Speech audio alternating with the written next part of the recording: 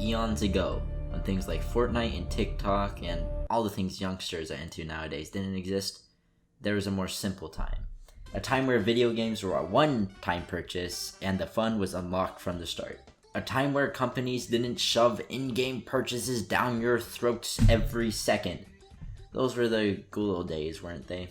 But nothing good lasts forever. In 2006, Bethesda added the first DLC ever, and it was in Elder Scrolls 4 Oblivion. It was just horse armor for $2.50, and while it may seem insignificant at the time, it gave other companies some not so favorable ideas. Ideas which led to more DLC in games, which led to mobile games infested with microtransactions. Microtransactions can be found in all shapes and sizes. While there are lots of types, I'll divide them into three main categories. The first is pay-to-win games. The second, straight up just gambling games. They're just gambling.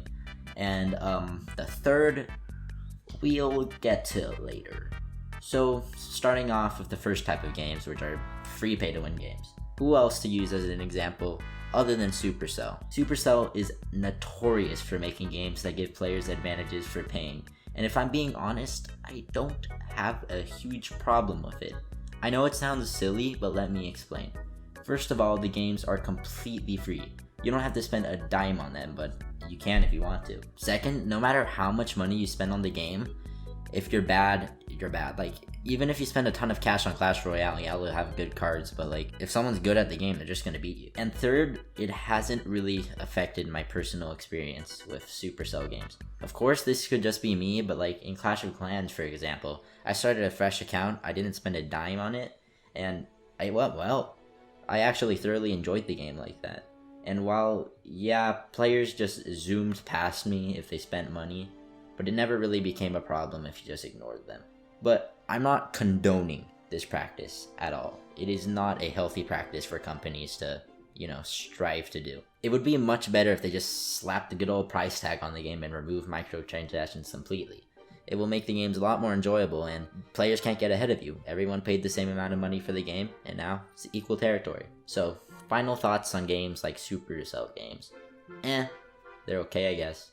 They're not as harmful as some people say they are, but just be careful with your money while playing these games. The next type of games are not going to be as innocent as the past ones I just said. They have a more of a dark side.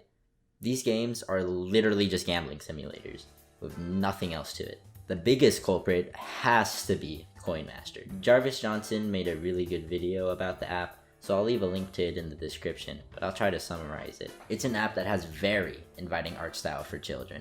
Little gameplay other than spinning a wheel, and to advance, all you can really do is spend money. The game is ridiculously linear and extremely boring, to the point where all you can do is just upgrade something in your village, and the game tells you to upgrade it. You don't really have a choice. It's really pointless. Unlike Clash of Clans, where like you can customize your village, add walls here, make defenses that can protect against raids better.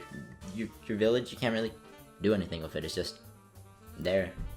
Has no other protection. It's just,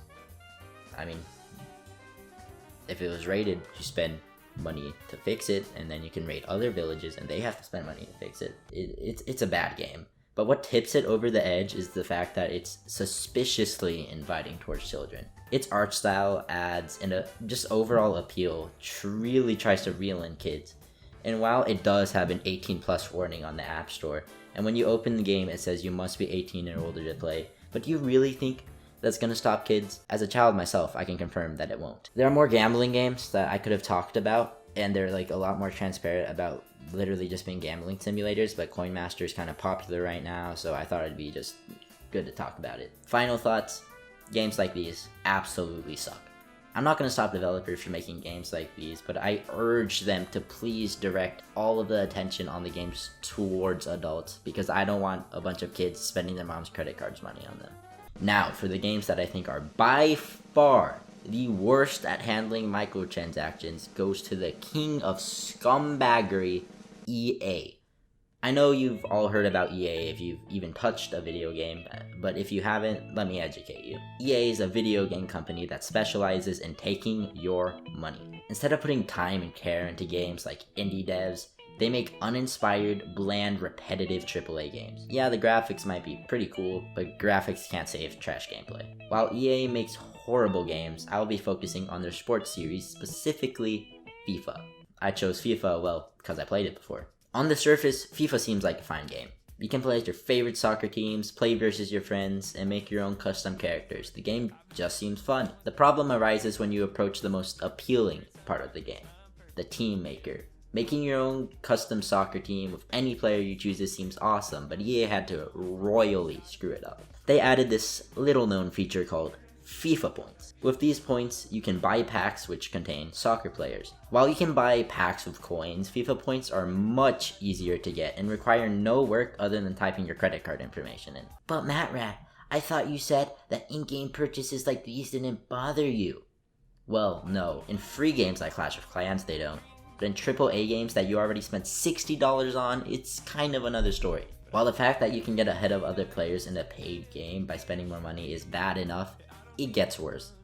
You know those little packs I talked about, right? Yeah, it's gambling. At least in Clash of Clans, you knew what you were gonna get with gems. But in FIFA, you can spend hundreds of dollars on packs and have no idea if you're gonna get a player you wanted or not. Sounds kind of like gambling to me. But wait, it gets worse. EA likes to make a new $60 FIFA game every year, and you think they'd improve the game every year, right? Wrong!